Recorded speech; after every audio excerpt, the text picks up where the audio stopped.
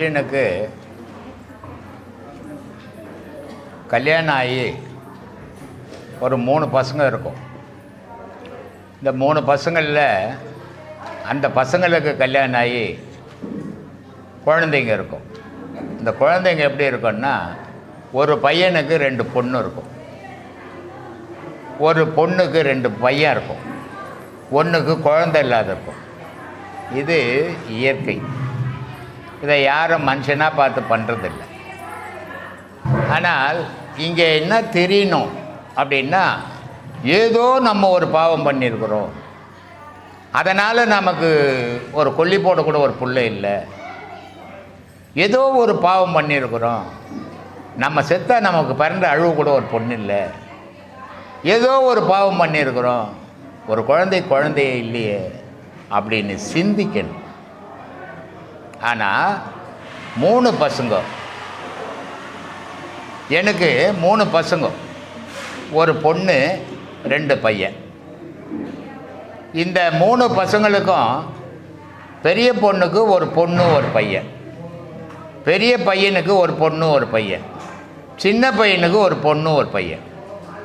பொண்ணுனுடைய பொண்ணுக்கு கல்யாணம் ஆகி இப்போ பேத்தியும் ஒரு வயசு, இப்போ 25ஆம் தேதி பிறந்த நாள் இங்கே கொண்டாடினாங்க. அப்போ கொள்ளு தாத்தா நான். ஆனால் தாத்தாவா நான் நினச்சிக்கிறது இல்லை, அப்படின்னு நினச்சிட போகிறீங்க நீங்கள் யாருன்னா. ஏன் சொல்கிறேன்னா, இப்போது இது சமமாக ஆகிப்போச்சு, இங்கே வேற்றுமையே இல்லை. இதுக்கு அடிப்படை பேஸ் என்னன்னா நம்ம மனசுக்கார.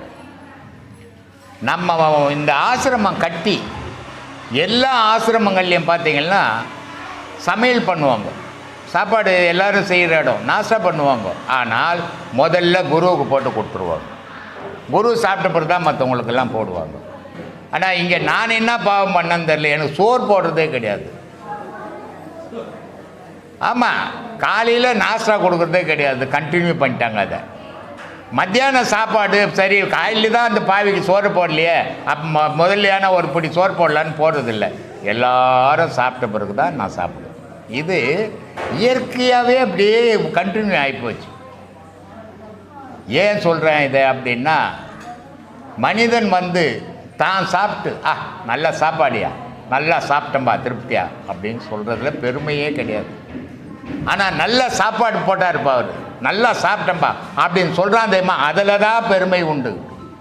அப்போது பிறர் சாப்பிட்றத பார்த்து மனம் சந்தோஷப்படணும், தான் சாப்பிட்டு சந்தோஷப்படுறது ஒரு பெரிய அதிசயமே கிடையாது.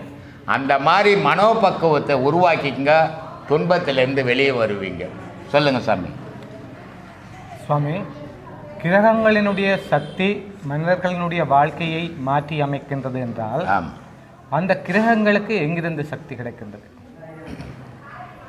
இப்போ பூமி இருக்குது, சந்திரன் இருக்குது, சூரியன் இருக்குது, வெள்ளி இருக்குது. இப்போ நீங்கள் கேள்விப்பட்டிருப்பீங்கன்னு நினைக்கிறேன், ஒரு 5 வருஷத்துக்கு முன்னே நாசா சுற்றுதில்ல விண்வெளி, அது வெளியிலேருந்து ஒரு சவுண்டு வருது, அந்த சவுண்டு தான் எல்லாத்தையும் இயக்குது. இதை மகான்கள் 5000 வருஷத்துக்கு முன்னாடியே ஓசை தான் உலகத்தை இயக்குதுன்னு சொல்லிக்கிறாங்க. அவங்க எப்படி கண்டுபிடிச்சிருப்பாங்க அப்படின்னு ஆராய்ச்சி பண்ணுறாங்க, இன்னும் விடை கிடைக்கல. இந்த உலகம் இயக்கத்துக்கு காரணமே வெள்ளி.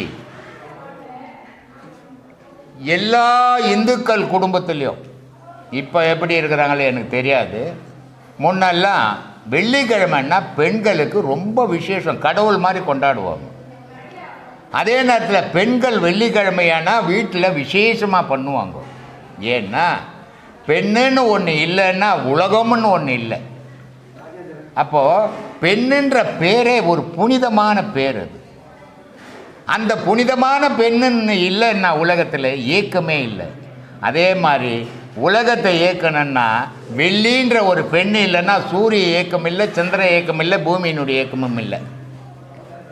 அப்போது எல்லா 9 நவகிரகத்துக்கும் சக்தியை கொடுக்கறது வெள்ளி, இந்த உலகத்தில் சக்தியை கொடுக்கறது பெண்ணு. அதனால்தான் நான் நிறைய வீடியோவில் சொல்லியிருப்பேன், பெண்கள் இல்லைன்னு சொன்னால் உலகம்னே ஒன்று கிடையாது அப்படின்னு. ஏன்னா பெண்ணுன்ற பேரே ஒரு புனிதமான பேர். அது அதனால் ஒரு மனிதனுடைய வாழ்க்கைக்கு ஒரு பெண் தான் அடிப்படை. அந்த பெண்ணுன்றது ஒருத்தி அவன் கூட இணையில்லைன்னு சொன்னால் அவன் வாழ்க்கையை சின்ன பின்னமாக போயிடும். அதே மாதிரி கிரகங்களுக்கு வெள்ளின்னு ஒரு பெண் இல்லைன்னு சொன்னால் கிரகங்களினுடைய இயக்கமே சின்ன பின்னமாக போயிடும். அப்போது அதனுடைய இயக்கத்தில் தான் சாமி எல்லா கிரகமும் இயங்குது. சொல்லுங்க சாமி. பயம் வந்தால் பக்தி வருகிறது, பக்தி வந்ததுன்னா புத்தி வருது, சரி, புத்தி வந்தா வெற்றி வருது, வெற்றி வந்தால் வசதி வருகிறது, வசதி வந்த பிறகு ஆணவம் வருகிறது, ஆணவம் வந்தால் அழிவு வருகிறது. சரி, இப்படியே சுத்திக்கிட்டே இருக்கிறது. இது மனுஷனுடைய வாழ்க்கை அப்படித்தானே சாமி. பிறக்கிறோம், வாழ்ந்தோம், செத்தோம், திருப்பி இன்னொரு வயசில் போய் பிறந்தோம், வளர்ந்தோம், செத்தோம். இப்படியே தானே ரொட்டேஷன். உலகம்ன்றது சுற்றிக்கிட்டு இருக்குது இல்லை? உலகத்துக்கு பூமி சுற்றுதா இல்லையா? சுற்றலைன்னா நான் இங்கே நிற்க முடியும், உட்கார முடியாது. அப்போது பூமி எப்படி சுழற்சி இருக்குதோ மனிதனுடைய உடலும் சுழற்சியில் தான் வரும். பூமி நின்று போச்சுன்னா மனுஷனுக்கு அழிவே இல்லை. பூமி எப்பவும் நிற்காது, மனுஷனுக்கு அழிவு வந்துக்கினே இருக்கும். அதனால் இயற்கையினுடைய நிலை உன்னை நிரந்தரமாக நிற்க வைக்காது. அப்போது நீ இப்போது நான் ஏற்கனவே ஒரு வீடியோவில் சொல்லியிருக்கிறேன், இப்போது நீ நல்லா இருக்கிற, நல்லா வசதியாக இருக்கிற, கடவுள் உனக்கு எல்லா இதையும் கொடுத்துருக்குறான். ஆனால் நீ என்ன நினைக்கிற, உனக்கு என் திறமையால் தான் நான் சம்பாதிச்சேன், என் திறமையால் தான் நான் வாழறேன் அப்படின்னு நீ நினச்சிக்கிற. இதுக்கு பேர் ஆணவம்னு பேர். ஆனால் உன்ன மாதிரியே நான் வாழணும்னு எவ்வளவோ முயற்சி பண்ணுறேன், என்னால் முடியல. ஏன்? இது என்னுடைய முயற்சி, இறைவனுடைய அருள் இருக்குது. இறைவனுடைய அருள் உனக்கு இருக்குது, அதனால் நீ வசதியாக வாழற. இப்போ நீ என்ன பண்ணணும், என்னை பார்த்து பார்த்தியா நான் எப்படி இருக்கிறேன் பார்த்தியாடா, டேய் நீ எப்படி பிச்சை எடுக்கிற பார்த்தியான்னு பேசக்கூடாது. பேசுன்னா அடுத்த பிரிவில் நான் பணக்காரனாப்ப நீ பிச்சைக்காரனாக இருப்பேன், நான் 10 ரூபா உனக்கு போட வேண்டிய நிலைமை வந்துடும். இப்போ நீ யோசிக்க வேண்டியது என்னன்னா, இறைவா எனக்கு இந்த வசதியை கொடுத்துருக்குறேன், இதுக்கு மேலே நான் என்ன நன்மையை செய்கிறேன், இது அடுத்த பிரிவில் இன்னும் சிறப்பாக இருக்கணும்னு நினைக்கணுமே தவிர இல்லாதவனை பார்த்து கேலி பண்ணினா அவனை விட மோசமான நிலைமைக்கு நீ போவே. நான் வீட்டு வாசப்படியில் உட்காந்துங்கிறேன். நான் உட்காந்துங்கிறதுக்கு முன்னாடி ஒரு வீட்டு வாசப்படி, அங்கே ஒருத்தர் உட்காந்துங்கிறார். அந்த பக்கம் ஒரு பிச்சைக்காரன் வந்தான். சாமி பசியாகுது, எதுனா இருந்தால் கொஞ்சம் கொடுங்கன்னு. 4 வீடு அண்ணன் தம்பிங்க அவங்க லைனாக இருக்கிறாங்க, இது நம்ம வீடு மட்டும் இருக்குது. உடனே அவர் சொல்லிட்டார், உடனே இல்லை போ அப்படின்ட்டார்.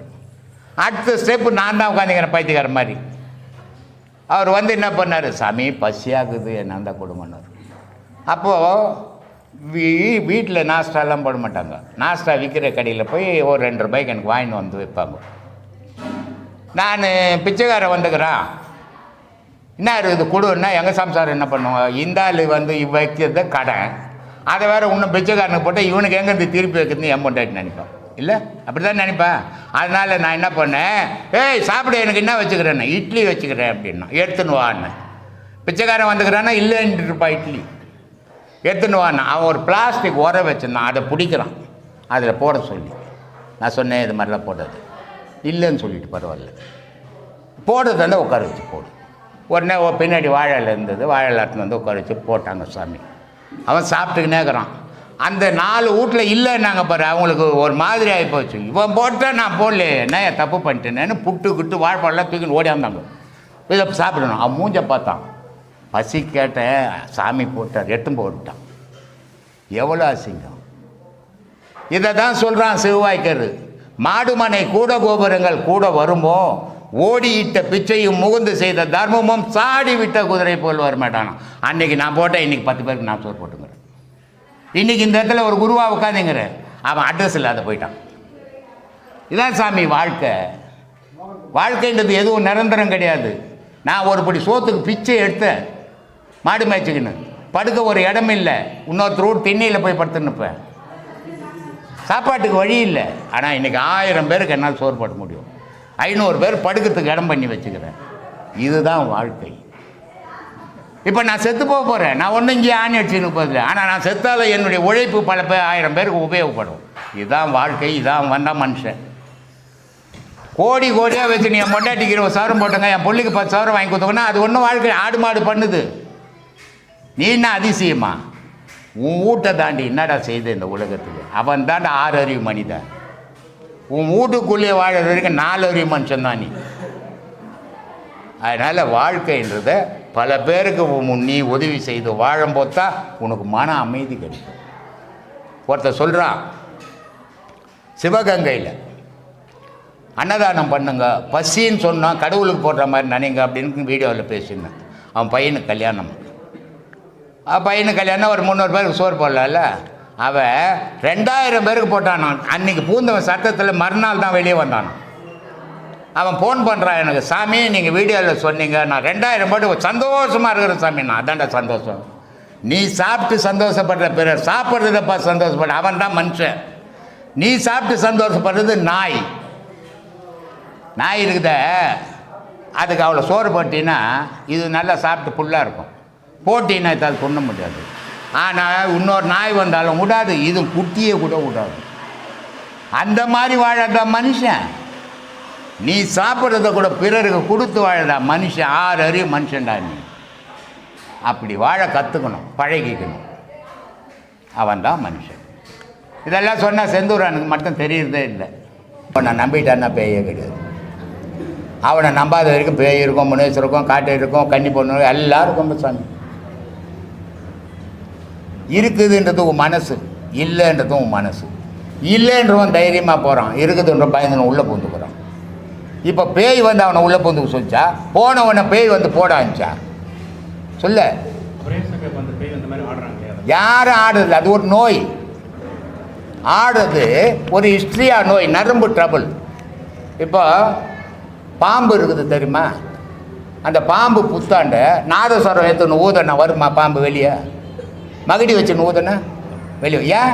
இதுவும் சத்தம் தான், அதுவும் சத்தம் தான். ஏன் வருது? இதுக்கு வருது, அதுக்கு வரல. இதெல்லாம் சிந்திக்கணும். மனுஷனாக போதும் சிந்திக்கிறதே கிடையாது. என்ன பண்ணுறது? மகடினுடைய அந்த நாத ஓசை பாம்புனுடைய காதுக்கு போகுது, நாதஸ்வரத்தினுடைய ஓசை அது கேட்டுறதில்லை. அதனால் அந்த ஓசை கேட்டவுடனே புத்துலேருந்து அது வெளியே வந்துடுது. அதே மாதிரி இந்த பார்பர் மோளம் அடிச்சா எந்த பொம்பளையும் சாமி ஆட மாட்டான். ஆடுவால? ஆட மாட்டா. சாமி கடிக்கிறாங்க அதுன்னுவா. ஆனால் பம்பை அடிச்சா ஜிங்கு ஜிங்கு ஜிங்கு ஜிங்குன்னுவா. ஓஹா ஓஹான்னு கத்தின்னு ஓடுவான். இவன் வீட்டுக்காரன் பின்னாடியே ஓடுவான். இது ஒரு நோய். இந்த நோய் 2 விதத்தில் ஏற்படுது. இந்த கல்யாணம் ஆகாத பொம்பளை பசங்கள்லாம் பேய் ஆடும். கல்யாணம் பண்ணிட்டால் பேய் ஓடிவிடும். ஏன்? அது முனேஸ்வரனை தேடின்னு தெரியுது. பொம்பளை பசங்க முனேஸ்வரன் வந்து வீட்டில் சேர்ந்து போச்சுன்னா அது மேலே பேய் இல்லை. இல்லை, இது ஒரு விதமான நோய். இது ஏமா அவன் எதனா சொல்லிட்டு போவான். அவன் சொன்னதெல்லாம் நமக்கு எதுக்குப்பா? நம்ம மனுஷன் வாழறவன். அதர்வண்ண வேதத்தில் கோமணம் கட்டின்னு அவுத்து போட்டு நான் நீ நில்லு. அதர்வண்ண வேதத்தை நான் ஒத்துக்கிறேன். ஆதியில் சொன்னதெல்லாம் இந்த காலத்துக்கு உதவாது. அதர்வண்ண வேதத்தில் எந்த ஆஃபீஸான காட்டிக்கிறானா? வேலை செய்துக்கிறியா? நீ எங்கே வேலை செய்கிற? வேலை செய்கிறியா? அதர்வண்ண வேதத்தில் எங்கன்னா போய் வேலை செய்துக்கிறானா? பின்ன அதை போய் ஏன் பேசிக்கிற? இன்னைய வாழ்க்கை உலகத்தை பாரு. எல்லாத்துக்கும் அடிப்படை மனசு. சாமி எல்லாத்தையும் அப்டேட் பண்ணிக்க சொல்றாரு. ஏமா எல்லாத்தையும் நீங்க அப்டேட் பண்ணிக்க சொல்றீங்கல்ல? அப்படிலாம் சொல்லமா நான். எனக்கு அதுல இருக்கிறது நீ இப்போ கோமணம் கட்டுவியா? இப்போ பேண்ட் சட்டை தானே போடுற. ஆமாம்மா, முடியாது. நீ காலத்துக்கு ஏறுற மாதிரி மாற்றும் போது எண்ணங்களையும் மாற்றிக்கணும். நீ மாறிட்டு ஆதி எண்ணத்தை வச்சுக்க கூடாது. வச்சுக்கினீன்னா உருப்பட மாட்டேன்.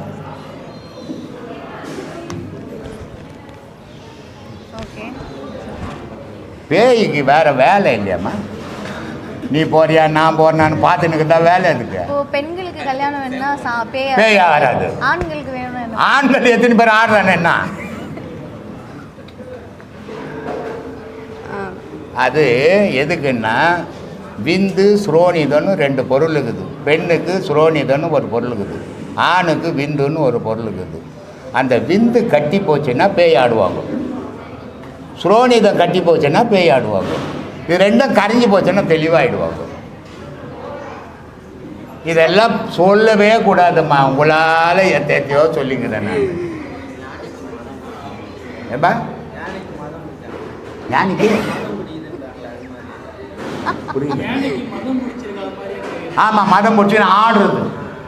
அது யானைக்கு மதம் பிடிச்சிருந்தா போகிற ஒரு நாள் பிடிச்சி போட்டு ரோட்டில் தட்டிட்டோம். பாரதியாரை கூட அப்படி தான் போட்டு பறிச்சு வச்சு நம்ம போனாலும் அப்படி தான் பண்ணி போடுவோம். ஆனால் மதம் எல்லாம் வாழ்க்கை கொடுத்தா வாங்கி ஒன்று வாங்கினுக்கும். மனுஷனும் அப்படி தான். சொல்லு சாமி. மனிதன் தர்ம வயல போனா என்ன பண்ணணும்? ஏமா தர்ம வயல மனிதன் போனா என்ன? ஊட்ட வித்து கொடுக்கணும். ஊட்ட வித்து தர்மம் பண்ணப்பா 4 பேர் சொல்லுவான், அந்த புண்ணியா மாதிரி உலகத்தில் யாரும் இல்லைடா, ஊட்ட வித்து கொடுத்தோன்னா அதான் தர்ம வழி. சாமி 1000 வீடியோவில் சொல்லிக்கிறேன் தர்மம் பண்ணுறோம் எப்படி எப்படிலாம் பண்ணலான்னுட்டு. சுவாமி, ஒருத்தவங்க ராஜச தாமச சத்துவ குணங்கள்ல எதுல ஒண்ணுல இருந்தாலும் இறைவனோட அருள் பெற முடியுமா? சாத்வீகத்தில் இருந்தால் இறைவனோட அருள் புரியலாம். சாத்வீகத்துல இருந்தா. சாத்வீகம்னா என்ன சாமி? அமைதின்னு அர்த்தம். அமைதி, அமைதி. சாந்தி. ராஜசம்னா ஆணவம், ஏன்னு தெரியுது ராஜசம். சத்துவம்னா தூங்கிக்கினே இருக்குது. சாத்வீகனா நல்லதை செய்துக்கினே இருக்குது. இது 3 குணத்தினுடைய செயல்பாடு. சொல்லு பட்டு பட்டுன்னு சொல்லு. முடிவோடு வந்துக்கிற சொல்லு. துவைத்தம் அத்வைத்தம்னா என்ன? அத்வைத்தம் எப்படி நமக்கு நிரந்தர அமைதியை கொடுக்குது? அத்வைதம்ன்றது சாத்வீகம், துவைதம்ன்றது கண்டதை தேடுறது, அத்வைதம்ன்றது ஒன்றை தேடுறது.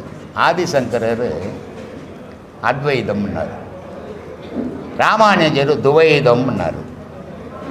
அப்போது அதனுடைய பொருள் என்ன அப்படின்னு பார்த்தீங்கன்னா, ராமானுஜர் ஆதிசங்கரர் சொல்கிறார், கடவுளும் மனிதனும் ஒன்று தான்பா, ஒரு பொருள் தான்பா, ரெண்டும் அப்படின்றார். ராமானுஜர் என்ன சொல்கிறாருன்னா, இல்லைப்பா அது வேற இது வேற, இது வேறவா இருக்குதான் தான் அதை வழிபடுது அப்படின்னு சொன்னார்.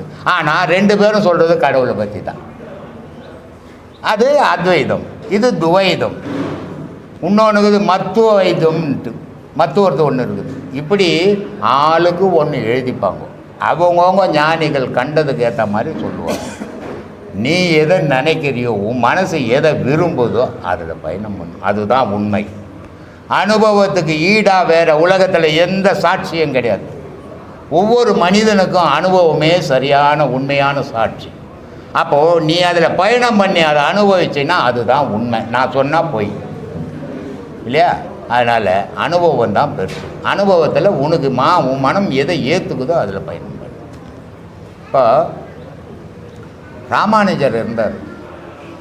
இன்றைக்கி ஊர் காலனி அப்படின்னு 2 பிரிவாக இருக்குது. இந்த காலனிகளில் பார்த்தீங்கன்னா பெருமாள் கோயிலுங்க அதிகமாக இருக்கும். அதே நேரத்தில் காலனியில் இருக்கிற மக்கள் பார்த்திங்கன்னா சமஸ்கிருதம், ராமானுஜர் சொல்லி கொடுத்த சமஸ்கிருதம் படிப்பாங்க. ஊருக்குள்ள இருக்கிறவனுக்கு ஒன்றுமே தெரியாது. ஆனால் இவன் நான் உயர்ந்தவன் சொல்லுவான். காரணம் என்ன? பாமரை மக்களை உயர்த்தணும்னு ராமானுஜர் தன்னையே அர்ப்பணித்தார். ஆனால் பிராமணர். ஆனால் இன்றைக்கி இருக்கிற பிராமணருங்க அப்படி இல்லை, ஒதுக்கி வைக்கிறாங்க. காரணம் என்ன? இன்றைக்கி இருக்கிற பிராமணருங்க அஞ்ஞானிகள், ராமானுஜர் ஞானி. அதனால் அவருக்கு எல்லாமே சமமாக தெரிஞ்சது. இவனுக்கு வேறுபாடு தெரியுது. வேறுபாடு எவனுக்கு தெரியுதோ அவன் ஞானி. சமமாக எப்போ தெரியுதோ அவன் ஞானி. இதாம்மா வித்தியாசம்.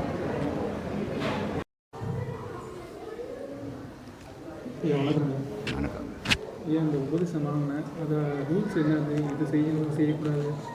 எங்கேருந்து வரீங்க? காலையில் உங்களுக்கு டைம் மைக் வச்சேன், இது மைக் இருக்குது. காலையில் உங்களுக்கு எங்கே வேலை செய்கிறீங்க? நான் வந்து மெக்கானிக் இன்ஜினியர். இப்போ கொரோனாவால் வீட்டிலேருந்து ஒர்க் பண்ணுறேன். சரி. Mechanical engineer. சரி சரி. உங்களுக்கு ஆஃபீஸுக்கு எத்தனை மணிக்கு போவீங்க? நான் 9 மணிக்கு போவேன். 9 மணிக்கு போவீங்க. ஒரு 5 மணிக்கு எழுந்துக்குங்க. ஒரு 6 மணி வரைக்கும் பாடம் பண்ணுங்க. ஆஃபீஸ் போயிடுங்க, உங்கள் வேலையை பாருங்கள். சாயந்தரம் எத்தனை மணிக்கு வருவீங்க? 7 மணிக்கு. 7 மணிக்கு வருவீங்க. 7லேருந்து ஒரு 8 வரைக்கும் பாடம் பண்ணுங்க. 8 மணிக்கு மேலே சாப்பிட்டு படுத்துருங்க. அது மாதிரி. ஏன்னா எல்லாருக்கும் ஒரே மாதிரி தொழில் கிடையாது, எல்லாருக்கும் ஒரே மாதிரி நேரத்தையும் சொல்ல முடியாது. இப்போ லேடிஸுங்க இருக்கிறாங்க, அவங்க உபதேசங்கள் வாங்குறாங்க. அவங்க வீட்டில் புருஷன் இருக்கிறார், 2 பசங்க படிக்கிறாங்க, அவங்களுக்கெல்லாம் சாப்பாடு செய்யணும் காலையில். அப்போ அவங்க காலையில் பாடம் பண்ணி உட்காந்துருக்க முடியாது இல்லையா? அப்போ அவங்க என்ன பண்ணணும், அவங்க குடும்ப வேலையை முடிச்சுட்டு எல்லோரும் அமுச்சிட்ட பிறகு 9 மணிக்கு ஃப்ரீயாக இருப்பாங்க. அப்போ 9லேருந்து 10 வரைக்கும் செய்யணும். அந்த 9லேருந்து 10 வரைக்கும், இன்றைக்கி 9லேருந்து 10 வரைக்கும், நாளைக்கு 10லேருந்து 11 வரைக்கும் அப்படி செய்தால் பாடமே பயன் தராது. எந்த நேரம் உங்களுக்கு அமையுதோ அந்த நேரம் ஒரே நேரத்தை எடுத்துக்கணும். காலையில் 4லேருந்து 5 அது ஒரே நேரம் தான் செய்யணும். அதே மாதிரி 5லேருந்து 6ன்றீங்களா அந்த நேரமே செய்யுங்க. இன்றைக்கி 5லேருந்து 6, நாளைக்கு 7லேருந்து 8 அப்படி செய்தீங்கன்னா அது பயன் தர. ஏன்னா இந்த பாடம் நீங்கள் எங்கே உட்காந்து பண்ணுறீங்களோ அங்கே ஒரு சக்தி உருவாகும். அந்த சக்தி ஒரே நேரத்தில் ஒரே டைமில் செய்யும்போது தான் அது உங்களுக்கு பலன் தரும். இன்றைக்கி ஒரு நேரமோ நாளைக்கு ஒரு நேரமோ செய்யும்போது அது பலன் தராது. அதனால் யாரும் எல்லா சீடர்களுமே சொல்கிறேன், ஒரே மாதிரி டைம் எடுத்து பாடம் பண்ணுங்க. ஆனால் எந்த நிலையிலையும் பாடத்தை ஒரு நாள் கூட தவறாமல் செய்யணும். செய்தீங்கன்னா தான் உங்களுக்கு பலன் கிடைக்கும். ஏதோ ஒரு நாள் சேர்த்து இல்லைங்க உங்கள் வீட்டில் சரியில்லைங்க, குடும்பம் சரியில்லைங்க, நான் வேலைக்கு போயிட்டுங்க, நான் ஊருக்கு போயிட்டுங்க அப்படின்னு காரணங்களை சொன்னீங்கன்னா கண்டினியூ பண்ண முடியாது. 4 நாள் விட்டுட்டிங்கன்னா 5ஆவது நாள் அந்த பாடம் உங்களுக்கு வலிக்காது உள்ளம். ஆனால் தொடர்ந்து செய்தீங்கன்னா ஒரு நாள் வெளியிருந்தீங்கன்னா டைம் ஆனோன்னா அது வலிச்சிடும் உள்ளம். அதனால் அந்த பாடத்தினுடைய சக்தி அப்படி தொடர்ந்து செய்யுங்க.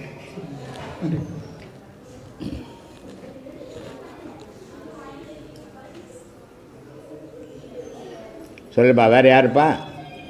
பா சாமி, ரொம்ப நேரமாக அவனுக்கு தான் காத்துங்க. நல்ல விஷயமா கேள் சாமி. சாமி, நான் வந்து அரசு பணியில் இருந்து ஓய்வு பெற்றுட்டேன் சாமி. சரி. 1995 தான் எனக்கு இந்த சித்தர்கள் என்ற சமாச்சாரம் வந்து ஒருத்தர் சொன்னார். அந்த புக்கை வாங்கி படித்தேன். சரி. அதுக்கு பின்னாடி வந்து அதில் வந்து ஈடுபட முடியல. சரி. இப்போது ஒரு 4 வருஷமாக வந்து ஒருத்தர் சொல்லிக் கொடுத்தார் சாமி.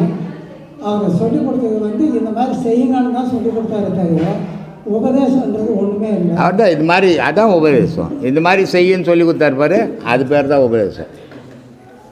அது இப்போ நம்ம இதில் வந்து இது மாதிரி செய்யுன்னு சொன்னார் பாரு, அவர் தான் குரு. சரி சாமி. அதில் வந்து இப்போ 4 வருஷமாக செஞ்சுட்டு வரேன். எனக்கு மனம் வந்து அடங்கல சாமி. அது எப்படி மனம் மாட்டேங்கிட்டோம்? சூரியன் போன பிறகு, கண்ணு போன பிறகு சூரிய நமஸ்காரன்றாங்க தெரியுமா? அந்த மாதிரி வயசு போன பிறகு தானே நீ தேடுற. முதல்ல சம்பாதனை துட்டு குடும்பம் தானே தெரிஞ்ச. இப்போ எப்படி மனம் மாட்டேங்கிட்டோம்? கொஞ்சம் கொஞ்சமாக தான் அடங்கும். நான் மனம்ன்றது எடுத்து வச்சுக்கிற பொருள் இல்லை. அதனால் எண்ணங்கள் கூட்டு தான் மனம். அந்த எண்ணங்கள் குறையாது. அதை கொஞ்சம் கொஞ்சமாக தான் குறைக்கணும். ஒரே நேரமாக குறைக்கணும்னு நம்ம போடுவோம். அதனால் பொறுமையாக குறைங்க. சரி சார். அதே மாதிரி இப்போ வெளியிலேருந்து கிருஷ்ணகிரிலேருந்து வந்துட்டு போயிட்டுருக்கோம் சார். கிருஷ்ணகிரி சார். சரி சரி. இப்போ நம்ம அந்த பயணம் செய்கிற நேரத்தில் வந்து செய்ய முடியாது. அதுக்கு வந்து வழி என்னங்க சார்? இப்போ வீட்டில் தானே இருக்கிறீங்க நீங்கள், பின்ன அப்புறம் என்ன? இங்கேருந்து போகும்போது வண்டியில் செய்துன்னு போவாத. வேற ஒரு கிருஷ்ணகிரிக்கு போகிறதுக்கு பெங்களூருக்கு போடுவேன். ஏன்னா மறந்துடுவேன் உன்னை. அதனால் வீட்டில் இறங்கி கரெக்டாக செய்யுங்க. போகிற பயணத்தில் செய்யாதீங்க. செய்தீங்கன்னா கிருஷ்ணகிரியில் இறங்க மாட்டீங்க, நேராக பெங்களூரில் போய் இறங்கிட்டீங்கன்னா அது போய் ஊர் புதுசாக்குதுன்னு பார்ப்பீங்க. அதனால் போகும்போது செய்யாதீங்க, வீட்டுக்கு போய் செய்யுங்க. ரொம்ப நன்றி. இவன் பேரொளி என்றால் அந்த பேரொளி இருளில் இருந்துதானே தோன்றியிருக்கும். நாம் இருளை வழிபடாமல் பேரொளியை வழிபடுவது ஏன்? இருள் என்றது இயற்கையானது, இந்த ஒளின்றது செயற்கையானது. ஆனால் இறைவன் எங்கே இருக்கிறான், எப்படி இருக்கிறான்? இந்த ஒளி இருள் அப்படின்றத நீங்கள் எதை சொல்கிறீங்க? சூரிய உதயமாச்சுன்னா அது பேரொளி அப்படின்னு சொல்கிறீங்க.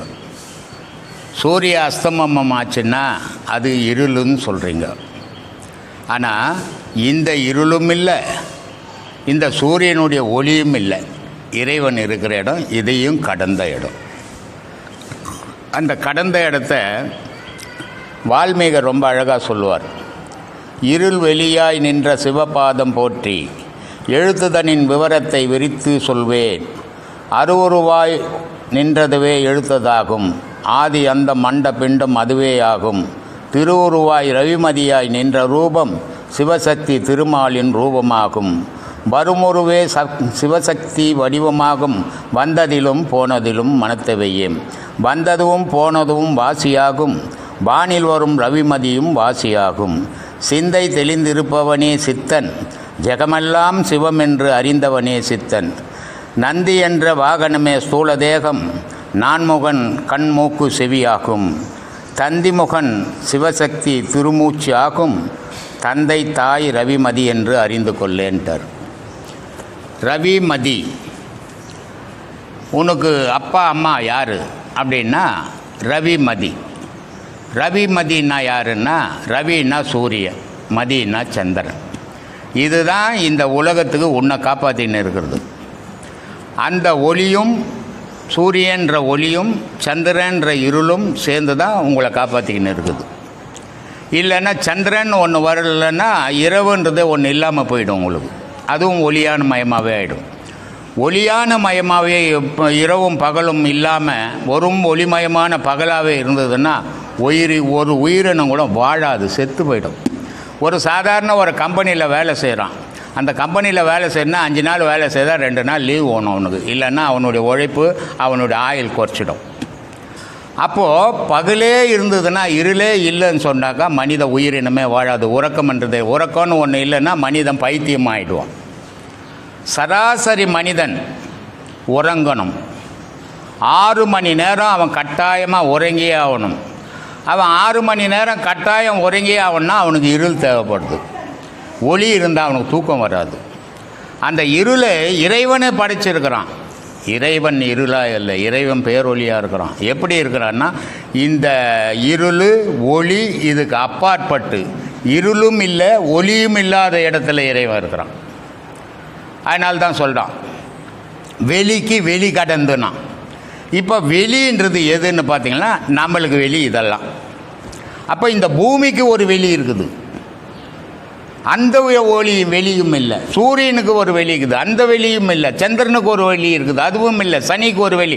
இந்த வெளியெல்லாம் கடந்த இடத்துல நிற்கிறான் இறைவன். அவன் எப்படிப்பட்ட இடத்துல நிற்கிறான்னா, ஒளியும் இல்லை இருளும் இல்லாத இடத்துல, ரெண்டும் சமமான இடத்துல இருக்கிறான். அந்த மாதிரி இடத்த இறைவனுடைய அருளால் 5 பஞ்சபூதங்கள் உருவாச்சு. நான் இறைவனுடைய அருள் முதல்ல ஒன்று தெரிஞ்சுக்கணும். நீங்கள் இதில் ரொம்ப அழகாக சொல்லுவார் திருமூலர். எப்படி இறைவன் இருக்கிறான் அப்படின்னா, எண் குணத்தோடு இருக்கிறான். 8 குணம் படைத்தவனாக இருக்கிறான் இறைவன். இதெல்லாம் நமக்கு புரியாமல் நம்ம சரியான விளக்கங்கள் தெரிஞ்சுக்கிறதுக்கு கொஞ்சம் கடினமாக இருக்கும். கடவுள் எப்படி இருக்கிறான்னு பாருங்கள். ஒன்றானவன், ஒன்றே அவன் தானே. கடவுள் என்றவ உலகத்தில் ஒரு பொருளாக இருக்கிறான். அப்போது 2 அவன் இன்னருள், அவனுடைய அருளால் 2 பொருளாச்சு. அவன் ஒருத்தன், அவனுடைய அருளால் 2 பொருளாச்சு. நின்றனன் 3 ஆன்மாவாச்சு, 3 ஆன்மாவாக மாறிட்டான். 4 உணர்ந்தனன், எல்லாம் எது சரி இது தப்பு, இது நடக்குது இது நடக்கலைன்னு உணரக்கூடிய சக்தி. அப்போ அவன் 4 ஆயிட்டான். வென்றனன் 6, விரிந்தனன் 7, உம்பர் சென்றனன் உள்ளே புகுந்தான் அவன் 8. இந்த 8 குணத்தோடு இறைவன் வாழறான். அப்போது இறைவனுக்கு நன்மை தீமை இரவு பகல் இது எதுவுமே இல்லாத வாழறவன் 8 குணம் நிறைஞ்சவன். இந்த 8 குணம் நிறைஞ்சதால் இறைவன் நீயே பேரொளி. நான் பல வீடியோக்களில் சொல்லியிருக்கிறேன், உன்னுடைய ஆன்மாவை நீ காணும்போது நீ இருப்பியா, இருக்க மாட்டியா? இது எப்போ யாரால் தெரிஞ்சிக்க முடியும்? எவன் ஒருத்தன் அவன் யோகத்தில் மூழ்கி அவனுடைய ஆன்மாவை அறியக்கூடிய நிலைக்கு அவன் உயர்ந்தானோ அவனுக்கு மட்டும்தான். இப்போ ஏன்னா நான் சொன்னேன்னா இதையே பல பேர் பேச ஆரம்பிச்சிருவான். அதனால் இதை நான் சொல்லலை, நிறுத்திக்கிறேன். எவன் ஒருத்தன் அதுக்குள்ளே புகுந்து பார்த்தானோ அவன் ஆன்மாவை அவன் பார்க்கும்போது அவன் இருந்தானா இல்லையா, இந்த பதிலே சொல்ல முடியாது. ஆனால் அவனுடைய ஆன்மாவை அவன் பார்க்கும்போது அவனுடைய ஆன்மாவாகப்பட்டது எப்படி இருக்குது அப்படின்னா, அது விரிஞ்ச பேரொளியாக இருக்குது. அதுதான் நான் ஆண்டவன், உங்களை ஆளக்கூடிய ஆண்டவன் அப்படின்னு சொல்லின்னு இருக்கிறது. ஆனால் இதை படைச்ச ஆண்டவன் எப்படி இருக்கிறான்னா, ஆண்டவன் நாதத்தை படைத்தான். நாதம்ன்றது ஒரு பெண். அந்த நாதம் என்ன பண்ணிச்சு, அது தனித்து இயங்காது 5 பஞ்சபூதத்தை படைச்சது. என்னென்ன பஞ்சபூதத்தை படித்தது? நீர் நெருப்பு காற்று ஆகாயம் பூமி, 5 பஞ்சபூதத்தை படித்தது. இந்த 5 பஞ்சபூதம் சேர்ந்து என்ன பண்ணிச்சு? உயிரினத்தை படைச்சது. இங்கே ஆண்டவன் படைப்பே கிடையாது. இதெல்லாம் நம்ம அறியணும். நம்ம பிறந்தது வளர்ந்ததெல்லாம் இந்த 5 பஞ்சபூதத்துக்குள்ள கடவுளுக்கு நமக்கு தொடர்பு இல்லாத வாழ்ந்துன்னுக்குறோம். ஆனால் இந்த 5 பஞ்சபூதத்துக்குள்ளே பிறந்தாலும் கடவுளை தொடர்பை உண்டாக்கிக்கணும் நீ பிறந்த பிறகு உன் அறிவை கொண்டு. அப்போது அந்த ஆண்டவன் எப்படி இருக்கிறான்னா சூரிய சந்திரன் சனி வெள்ளி எல்லா கிரகங்களையும் கடந்து வெட்ட வெளியில் நிற்கிறான். அதனால தான் நான் பல வீடியோவில் சொல்லியிருப்பேன், பூமின்றது ஒரு கிரகம், சந்திரன்றது ஒரு கிரகம், ஒன்றோட ஒன்று ஒட்டியில் எல்லாம் அந்தரத்தில் நிற்குது. ஆனால் இந்த அந்தரத்தில் இருந்து இது இயக்கிறதுக்கு காரணம் எதுன்னு யோசிங்க. ஓசைன்ற ஒன்று இல்லைன்னு சொன்னால் இந்த ஒரு பொருள் கூட இயங்காது. அந்த ஓசையிலேருந்து தான் நெருப்பு, நெருப்புலேருந்து காற்று, காற்றுலேருந்து மழை, இப்படியே ஒன்றோட ஒன்று தவிழி இந்த கிரகங்கள்லாம் சுழண்டுன்னு இருக்குது. ஆனால் இந்த சுழற்சிக்கு அப்பாற்பட்டு நிற்கிறான் ஆண்டவன். அந்த ஆண்டவனை அடையும் போது நீ அங்கே இல்லாமல் போயிடுவ. அப்போது இறைவன் பேரொளியாக இருக்கிறானா இல்லை இருளாக இருக்கிறானா யாராலையும் சொல்ல முடியாது. சும்மா இங்கே உட்காந்து உளறின்னுக்கலாம். அவனோடு அவனை எதிர்ப்பு நோக்கி நிற்கும் போது அவன் இன்னாவாக இருக்கிறான், நீ இன்னாவாகிறான்னு உன்னால் சொல்லவே முடியாது. அழ மட்டும்தான் வரும். அதனால் இதை யாருமே தெளிவாக பேச முடியாது சாமி. இதனுடைய முடிவை இதனால் தான் சொன்னார் திருமூலர், ரொம்ப அழகாக சொன்னார். யார் அறிவார் எங்கள் அண்ணல் பெருமையை, யார் அறிவார் அதன் அகலமும் நிகழமும், வேறறியாமல் விளம்புகின்றேனே அப்படின்னாரு. இறைவனை பற்றி முழுமையாக யாராலையும் பேச முடியாது. இது வரைக்கும் பேசணும்னு கிடையாது. ஏன்னா அது எங்கே ஆரம்பம் எங்கே முடிவு, எவ்வளோ அகலம் எவ்வளோ நிகழும் தெரியாது. அதுக்கு இன்னொரு உதாரணத்தை சொல்கிறாரு. அது எப்படிப்பட்டது அப்படின்னா, ஒரு பசுமாடு, பெரிய பசு, அந்த பசுமாட்டிலேருந்து ஒரு முடியை பிடுங்கி அதை 100 வெட்டுறான்றார் திருமூலர். சரி சாமி 100 வெட்டிட்டேன், இப்போ என்ன பண்ணணும், 99 தள்ளு, ஒன்றே வச்சு 1000 வெட்டுன்றார். 100 வெட்டினா ஒரு முடியே காணாமல் போவோம், 1000 எங்கேருந்து வெட்டுறதத்தை, 1000 வெட்டுன்றாரு. வெட்டினா அங்கே ஒன்றுமே இல்லையா சாமி, அதாடா நீன்னாரு. அந்த 1000 வெட்டினா ஒன்றும் இல்லாத போன பாரு, அதான் நீ கடவுள் அந்த பசுமாடுறா. அதை யார் எண்ண முடியும், அது எவ்வளோ பெருசுன்னு யாரால் சொல்ல முடியும்? அவன் யூகத்துக்கு ஏற்ற மாதிரி தான் சொல்ல முடியுமே தவிர அதை பற்றி முழுமையாக யாராலையும் சொல்ல முடியாது. அதனால் இறைவனை முழுமையாக சொன்னவன் யாரும் இது வரைக்கும் உலகத்தில் இல்லை. எல்லா மகான்களும் முழுமையாக சொல்லியிருந்தால் ஒரே மாதிரி சொல்லியிருப்பாங்க. ஒவ்வொரு மகான்களும் ஒவ்வொரு விதமாக சொன்னது காரணம் என்னென்னா, அவன் கண்ட காட்சி வரைக்கும் தான் சொன்னான். ஆனால் அதை முழுமையாக யாரும் காண முடியல, காண முடியாத பொருள் அது.